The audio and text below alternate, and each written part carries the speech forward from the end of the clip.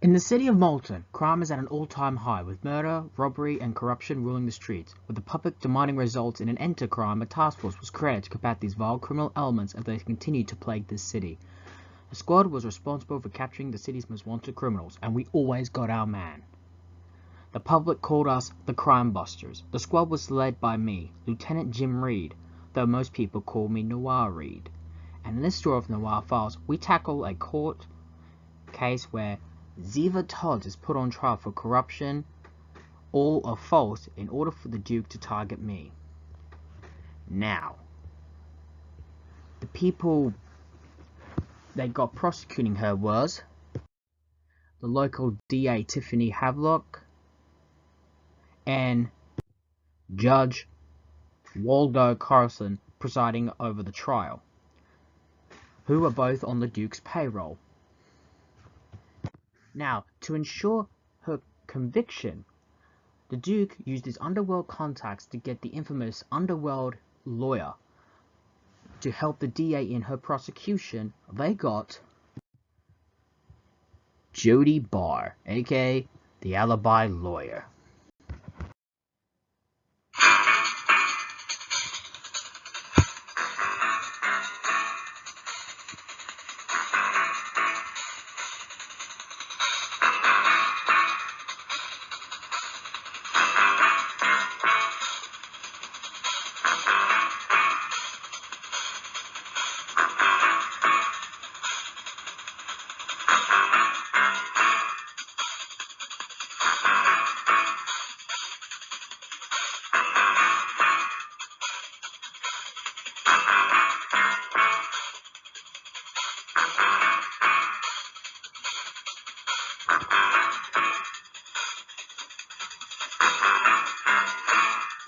Now, Jody Barr was born into a modestly rich family. Her mother was a philanthropist, and her father was an already successful lawyer who would often defend the citizens of the disenfranchised, and was responsible for several convictions of several high-profile mobsters and even other types of criminals. It's sad to see what career their daughter chose. Her high school records show that she was your classic mean girl, but was a straight-A student. She then went to law school and joined a law firm that represented criminals. Now, we couldn't really find really what caused the life path she went by, but I have two possible theories to why she would choose to defend criminals. One theory, because she was attracted to the bad boys. At least that's what Olivia tells me, that some people, some girls do like to choose the bad boys. And two, I'm guessing the pay. Defending criminals with that, especially mobsters, I'm sure would pay dividends compared to something that her father chose, but that is just me, I guess. This woman was ruthless, vicious, and as we would like to find out, would use any sort of tactic to win her cases, most of which are illegal. She used things such as threats, bribes, seduction, and in some cases, even murder. Because of her ability to get her clients off, the underworld began to call her the alibi lawyer. Why? Because she always provided substantial alibis that could never be cross-examination in her courtroom cases. And as a result, because of that, she had an unbelievably large list of clients who simply wanted her to defend them, and she would ask for huge fees, but for many of them, the fee was far worth the risk, was far worth every cent if it means spending at least one day out of prison. Now, the Duke had gotten in contact with her and asked her to assist in the conviction of Ziva Todd. Now, normally she is not really on the prosecution side of things, but she took an exception in this case, as it turns out these two ladies have a history. These two attended college together and even went to school together. There was a rivalry between the two, but she always got mad because Ziva would always beat her in everything they were in. And this was a chance to finally get even and to prove that she was better than Ziva. Of course, in my opinion, Ziva will be better than her by a country mile. So, she accepted the case. When it came to Ziva's trial, we needed a defense. And since Dan was, well, let's just say unavailable, she then hired an up-and-comer named Seth Eugene. Now, he was only 18 and was a local prodigy in the lawyer's world. and he was responsible for many convictions of several child molesters. And he was honest, bright, and hardworking. He took this case to help Ziva, as it was revealed that she actually helped him through law school, and he wanted to return the favor. He managed to fit in well with the team, and even befriended Abby, Brett, and developed a crush on Jesse, though I'm guessing any teenage boy would. Not me though, I've long moved on from those days. I think Brett's just beginning. Now we also had Tara Joan also covering the trial and granting interviews with Ziva Toz to express her case to the public, while Jody was running your average run-of-the-mill smear campaign. Now, one day, Ducky Abe was walking down the street where he saw one of the witnesses to help prosecute Ziva at her trial. Now, he was refusing to cooperate with them and was just about to get killed until Ducky stepped in.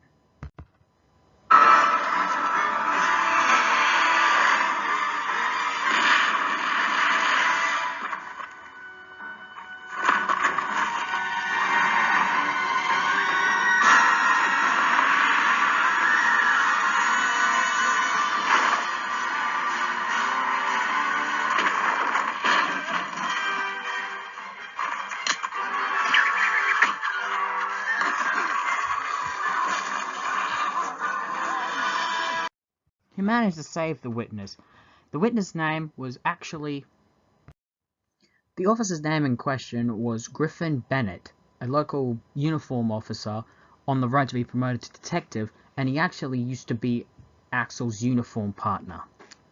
Now, Ducky brought him to us and explained that he and others were being threatened to testify against Ziva. While most were going along with it, either out of greed or fear, Griffin was defying them, as he was not the type to be intimidated, and was going to testify that the rest were lying and expose them all at the trial. He even had a USB of all the money used to bribe both them and the jury. And the orders came from Jody herself. He agreed to work with us while we were preparing for the trial. Abby was searching where all the money would be used to bribe the necessary people. The next day, the trial began. Both Jody and the DA brought all the witnesses to the stand, and they all claimed that they saw Ziva being bribed, and evening her threatening them to cover up her crimes.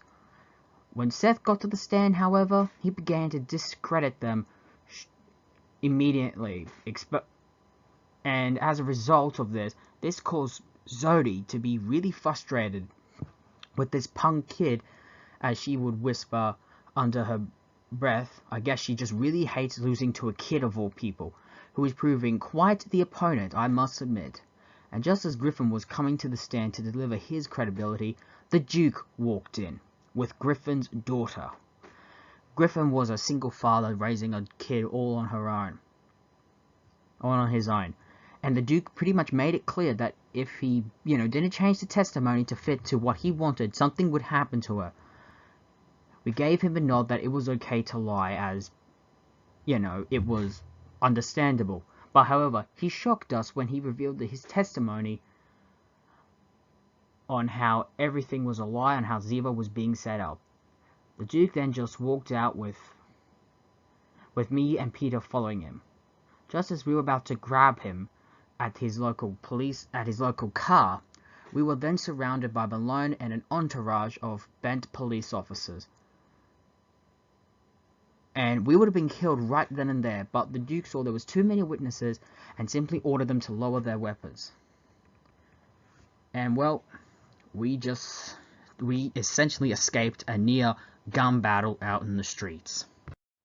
Just as the trial was drawing near, the jury was deliberating, but then Abby soon came in with evidence backing up Mr. Bennett's story on how everyone was either being bribed or threatened to testify against Ziva, and this resulted in an explosion of the corruption with the judge, the jury, and most importantly Zodi, and she just lost it. She shouted out immediately, "Plan B," and a squad of goons immediately broke into the court, and a gunfight broke out.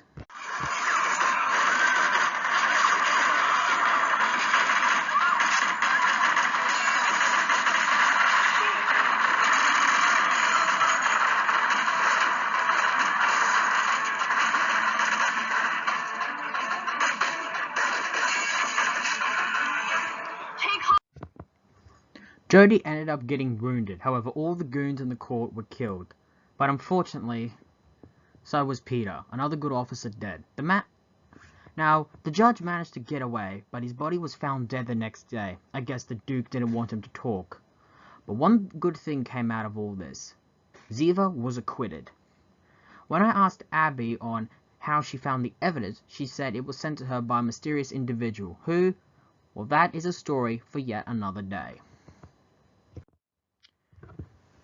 Jody was charged with attempted murder, corruption, intimidation, and her bail was revoked. She was sentenced to 20 years at hard time and was pretty much disbarred. Seth Eugene gained notoriety for his role as the prosecutor and publicly began a campaign to take down the Duke along with his associates.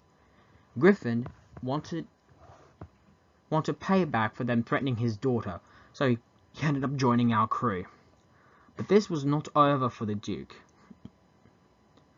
as he had called in a hit on all members of the Crime Busters and hired the best assassin in the business. Who is it? Well, you have to find out in our next episode. But for now, another criminal is locked up, and I, Noir Reed, call this case closed. So join us next time as we tackle another criminal in the Noir Files.